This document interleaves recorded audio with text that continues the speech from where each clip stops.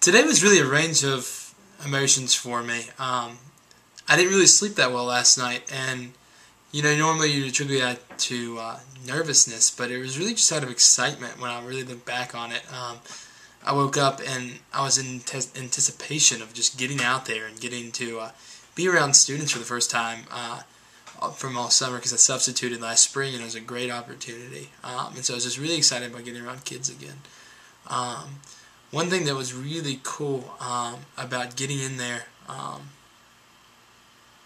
was that because I was so excited, it was so easy, because my coordinating teacher would ask me to do something, I would just immediately jump on it and do it for him. So it was just really cool to just be hands-on in a classroom.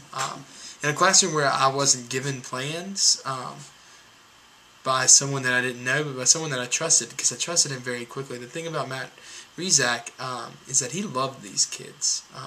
And it was just so apparent by him greeting them at the door, and even if he didn't get to greet them at the door because he had to run and do something real quick, or one thing or the other because it was the first day of the school and it was really hectic, he made sure to at least communicate to every single one of those kids that he loved them, and that he cared for them, and that he was there for them for that first day. And I thought his first day activity was great, kind of doing a David Letterman top 10 thing, and it was just about why you need to learn history. And it was just really cool, and it was something that I hadn't thought about, how I was going to approach the question of why do we have to learn this stuff. And I thought he just handled it really well. And so it was just a great day in that sense. And one thing that was really difficult for me actually was just getting to know kids. I would get to know each individual class really well. Like the first period I got in and I got to meet some of the kids and got to maybe talk to them for a little bit before Matt started. But I found when the next group of the kids came in, I was just as nervous as I was with the first group. And my confidence didn't go anywhere. And it makes sense. They're new kids. But I've worked with middle schoolers in the past, and it wasn't that hard. But I guess the difference is there's a new class moving in every 50 minutes or so, and so it was just really kind of difficult sometimes to deal with that. Not difficult, but difficult's not the right word. But I think it was different, and so it's gonna be really cool. I have this 50-minute window in these kids' lives where it's like, I can talk to you now. I want to get to know you at this moment. And after that 50 minutes, I've got a new group of kids to come in, and I got to do the same thing. And so I'm really excited about that. And that was one thing that really stuck out to me. It was nerve-wracking, but it was really cool at the same time to see how each classroom is different, and how your teaching has to change to the classroom. And it was really cool to see Matt model that and how he handled the behavior of different classrooms. In some classrooms, he definitely had to make a point to not tell kids to be quiet, but he did the silent, I'm going to wait until you're ready. And some classrooms that responded immediately. Some it took a little while at first, and then they started catching on, and they started realizing when he was going to talk, he was going to talk. And it was really cool to see how he handled these different classrooms. Whereas the first class we had was great. It was early in the morning, so the kids weren't that rowdy, which is something that Matt kind of shared with me, that early in their class, they're usually the less rowdy they are. The first period only had maybe one kid with an IEP, whereas the last class that I had at least had 6, maybe 7 kids with the IEP, which is almost a third of the class, which is kind of crazy to really think about it, particularly if he was in there alone with these kids. And obviously I wasn't that much help today. I was in the back, maybe getting to know kids. If they had a question, I would answer it.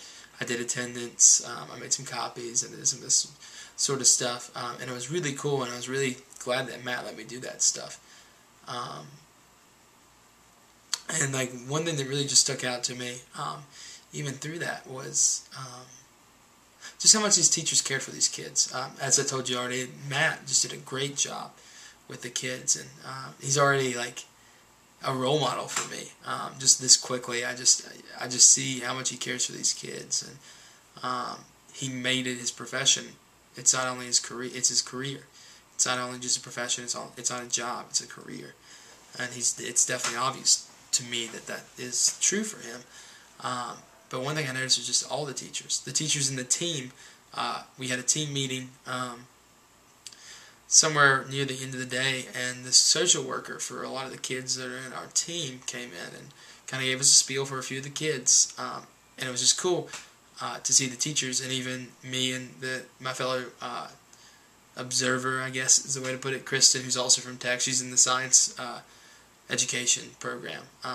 See us all taking notes and like figuring out exactly what we might need to do with these kids, like what might help, what might not help, but just to put ideas down. And so it's just really cool to see teachers care about that, because I feel like in the media today, and even in some of the textbooks we read, I feel like a teacher is sometimes conveyed as a dry, emotionless person that is just meant there to feed knowledge, which we know isn't true. But I feel like that stereotype ekes in the back of my head, particularly when I think of even some of the teachers I had in high school who were like that. But it's definitely not the majority. It's just that's the majority of who these media types and these textbook writers and these fiction writers. Example being J.K. Rowling. That's the teacher that sticks with them, which sucks because everyone else is just kind of mediocre. They care for the kids, but it just doesn't transfer through the curriculum. But the ones that they realize are the ones that are hard-nosed. And that was something that I didn't see.